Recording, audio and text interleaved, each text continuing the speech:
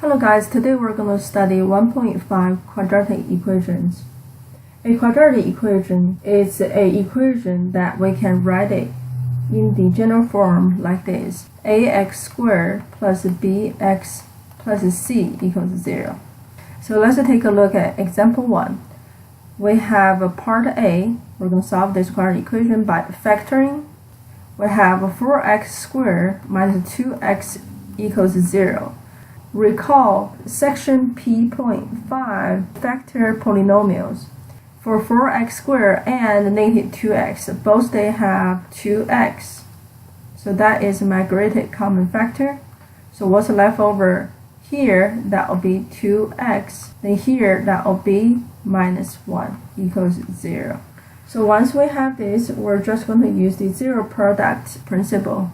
If A multiplied B is 0, then either A is 0 or B is 0, which we're going to set 2x equals 0 or 2x minus 1 equals 0. So we're going to solve this, divide 2 both sides, we're going to have x equals 0. And then here, if I'm going to solve it, that will be 2x. We're going to add 1 both sides equal to 1.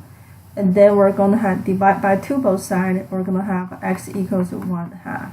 Part B, we have 2x squared plus 7x equals 4. What we're going to do first is we're going to write it into the general form. So that will be 2x squared plus 7x. That will be subtract 4 equals 0. Or you can think about positive move to another side, become negative. So once we have this, what we're going to do is we're going to factor.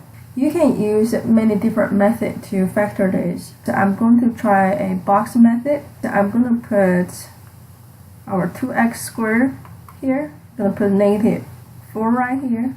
If I multiply those two, okay, that's 2 multiplied negative 4, that's negative 8. Okay, also we can think that's A multiplied C. This is your A, this is your B, this is C.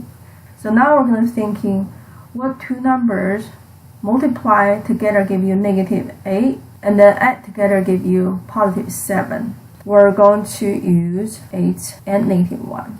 So I'm going to put the ax, and then we're going to have both these x terms. Now we're going to look at each row and columns. If I have positive number here, that means that I'm going to have positive at front. If I have positive here, I'm going to positive front. If you look at the column, positive front. Here we have a negative number. So that means we're going to have negative at front. What we're going to do is we're going to factor the greatest common factor out. So in this case, we'll look at the row first, 2x squared and negative 1x. So both they're going to have x. Then I look at the second row. So ax and negative 4. So both they have 4.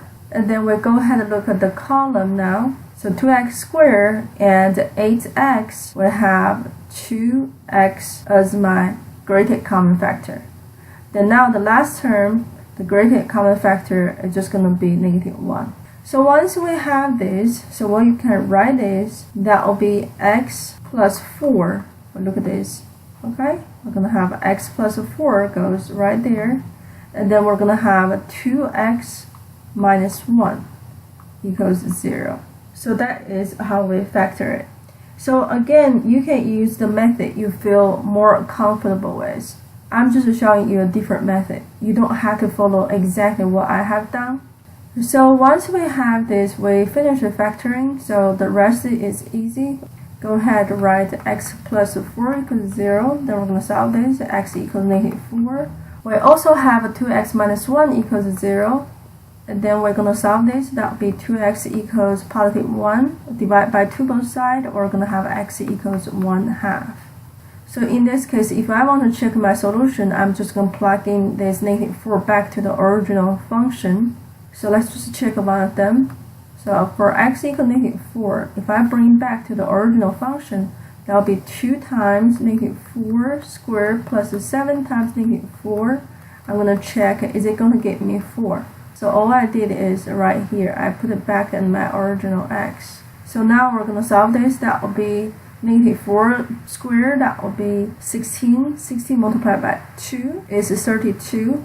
Then here we're gonna have minus 28, and then we'll check this. Is it going to give you 4? That is the case, which means it's true. So again, you can check another 1/2. Alright, so you can use your calculator to check it, but it's a good idea always check your answer. That is example 1.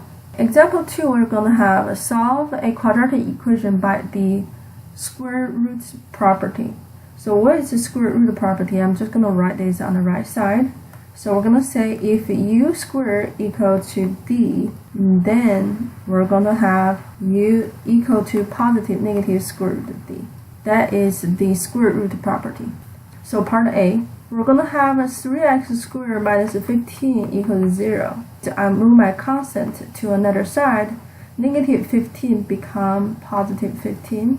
Or you can add 15 to both sides. We're going to divide 3 both sides. Okay, this is going to be canceled. So we're going to have x squared equal to 5. We're going to use this property. That means we'll take a square root of both sides. We're going to have x equal to positive negative square root of 5. Part B will have a 9x squared plus 25 equals to 0. So in this case, again, we're doing the same thing. We're going to move the constant to the other side. We're going to have 9x squared equal to negative 25.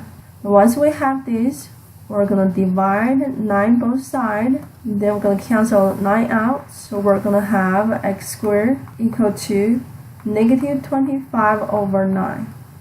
Once we have this, we're going to use the property again right here. That means we're going to have x equal to positive negative square root of negative 25 over 9. We have to remember anytime we have a negative number under a square root, what we're always going to do is we're going to take I out. That will be positive negative I square root of 25 over 9. So which means that will be square root of 25. It's just going to be 5 over square root of 9. That will be 3. So then I can rewrite this as x equal to positive negative 5 over 3i. Again, you can always check your answer. So part C we have x minus 2 parentheses squared equal to 6. In this case, we have to look at this u. That will be your u. So that will be your u, and here we're going to have our d. So it's the same thing, same form as the u squared equals d form. So we're going to have u, that will be x minus 2 equal to, that will be positive negative square root of d. Your d is 6, square root of 6. So if you want to, you can, if this confuses you a little bit, you can always do this. You can take a square root of both sides to make sure you always remember the positive and negative sign, and then you know square roots and the square, they cancel out. Then you're going to have x minus 2 equal to positive negative square root of 6. It's exactly the same thing. Once we have this, we're going to add 2 both sides. That will be 2 plus minus the square root of 6. So that is your answer. So I'm not going to do it right here. You always should check your answers. Example 3, completing the square. So here we have on the right side. So if we have x squared plus ax, so I'm going to write this as ax plus b. That b actually is 8, right? So that's my b. So I can write 8 over 2 squared, and then that will be equal to, I'm just follow this formula right here. That will give me x plus b over 2. That was just 8 over 2 squared. Once we have this, we can just simplify this. It's going to give us x squared plus ax plus, that will be 4 squared. That will be 16. That equal to x plus 4 squared. So for this question, you're done. Part B is x squared minus 7x. Again, in this case, we're going to have x squared minus 7x. So what's your b? In this case, your b is negative 7, okay, over 2. Remember, it's always b over 2 squared. And then equal to x plus b over 2, then squared. Remember, in this case, our b is negative 7. So that's why we're going to have negative 7. So if I simplify this, So I'm going to have x squared minus 7x plus, okay, this is going to be 49 over 4 equal to x minus 7 over 2 squared. Part C, we have x squared plus 3 over 5x. So again, you're doing the same thing. Our b in this case is 3 over 5, so we're going to have x squared plus 3 over 5x. Then we'll say plus b over 2. That would be 3 over 5 over 2. That's b over 2 squared equal to x plus b over 2 squared. It's just a fraction. It's the same concept. Then we're going to simplify this. So that will be x squared plus 3 over 5x plus. So let's go ahead and take a look at what is 3 over 5 divided by 2 squared. It's the same thing as 3 over 5 multiplied divided by 2. It's just multiply the reciprocal. That will be 1/2. Then we have a squared. So that will be, this is going to be 3 over 10 squared. So once we have this, that will be 9 over 100. So I can write this right here, 9 over 100 equal to x, we already did this part, right? What's inside? It's 3 over 5 over 2. It's just going to be 3 over 10. Now plus 3 over 10. Then that will be squared.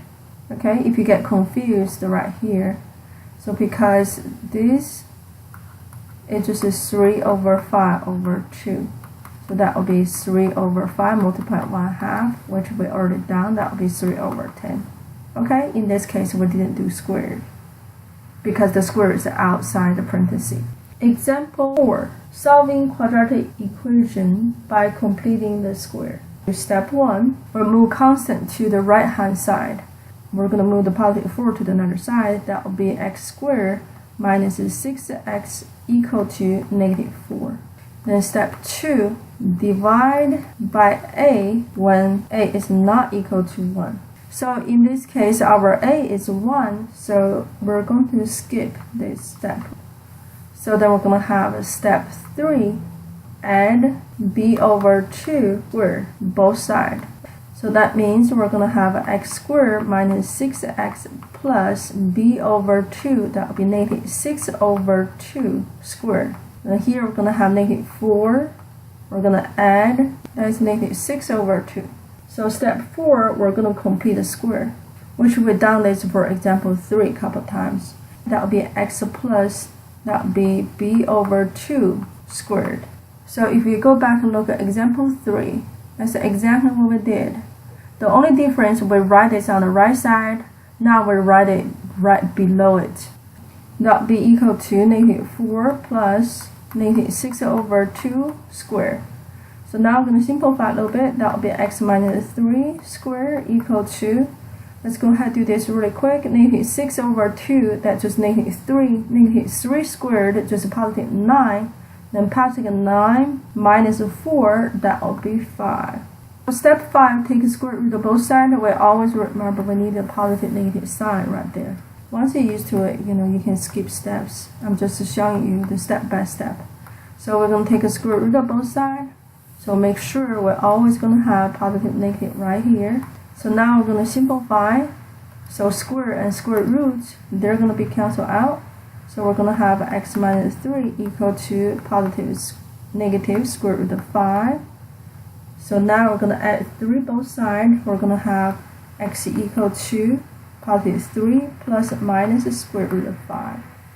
Step 1, we're moving the constant to the right hand side. That's why we move the c to another side. In this case, positive 4 become negative 4. And then if we step 2, if we did have a not equal to 1, then we have to divide by a both sides. In this case, our a is 1, so we skip step 2. Then step 3, so we add this b over 2 both sides. Then we have a step 4, complete the square. So once we have this, then we simplify, and then we take a square root of both sides. We always remember positive negative sign. Then we finish the question. That is how you solve a quadratic equation by completing square. Okay, example 5, solving quadratic equation by completing square. So we're going to try another one. So here we have our a is 9, your b is equal to -6, and then we really don't care about what is c, but I'm just going to write it down. For step 1, we're going to move the constant to another side. That will be 9x squared minus 6x equal to, move to another side, become positive 4. Step 2, because our a is 9, so we're going to divide 9 every single term. That will be x squared minus 6x over 9 equal to 4 over 9. So that is 2 over 3x equal to 4 over 9. Okay, we'll just simplify a little bit. Now our a is 1, so we can continue. Step 3, we're going to add b over 2 both sides. So in this case, I'm going to write x squared minus 2 over 3x. Okay, we're going to add a b over 2. Our b in this case is negative 2 over 3. That will be our b. So that is negative 2 over 3 over 2, because that's a b over 2. And then this is parenthesis squared. We're going to add it both sides. So some students always add only one side. For example, if you have a sibling, so if your mom going to buy your sibling a car and then didn't buy you a car, you're going to be really upset. So make sure at both sides. So in this case, that will be negative 2 over 3 over 2 and then squared. Just remember, you need to be fair. You're going to add something on the left side.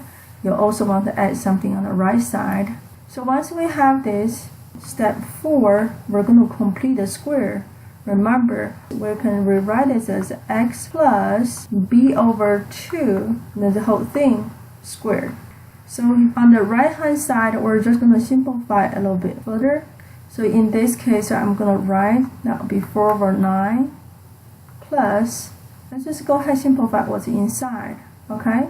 Negative 2 over 3 over 2. Dividing by 2 is the same thing as multiply the reciprocal, 1/2. So we're going to cancel this out. We're going to have negative 1/3. So here we're going to have negative 1/3 squared. So from here, because we just did the calculation right there, negative 2 over 3 over 2 just going to be negative 1 over 3.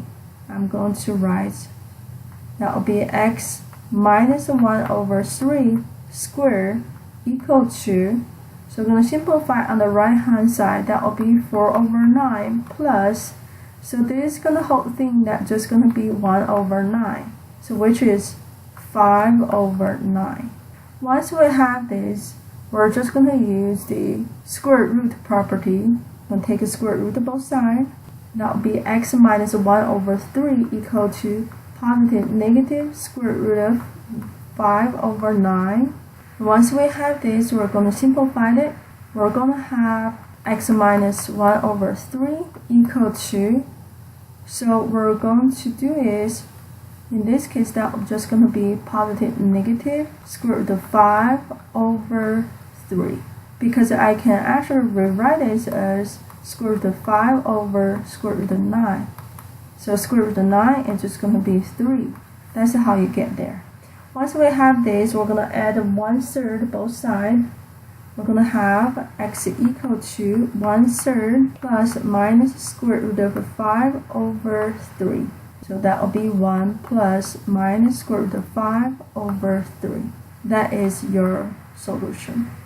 So just make sure you know if you add something to the left side, you also need add something on the right side. Example 6. We're going to solve quadratic equation by quadratic formula. So in this case, our a is 2, our b is -6, our c is 1. So that implies our x equal to the negative b, negative -6, plus minus square root of b, that will be -6 squared, minus 4 times a is just going to be 2, and then c is 1, over 2 times a, which is 2. Once we have this, we're just going to simplify it. Okay, hopefully the color helps you a little bit.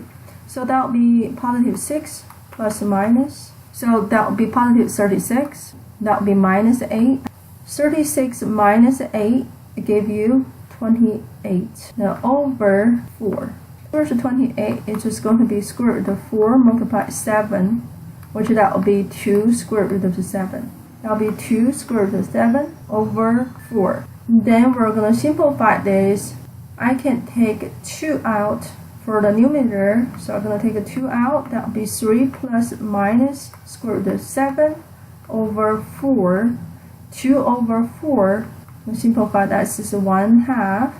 I can write the final answer as 3 plus minus square root of 7 over 2. So that is your final answer. When you do your homework and your tests and quizzes, you really need to know what method they're asking. So you use the right method, you're not going to lose any points. Thank you for watching the video. I'll see you guys next time.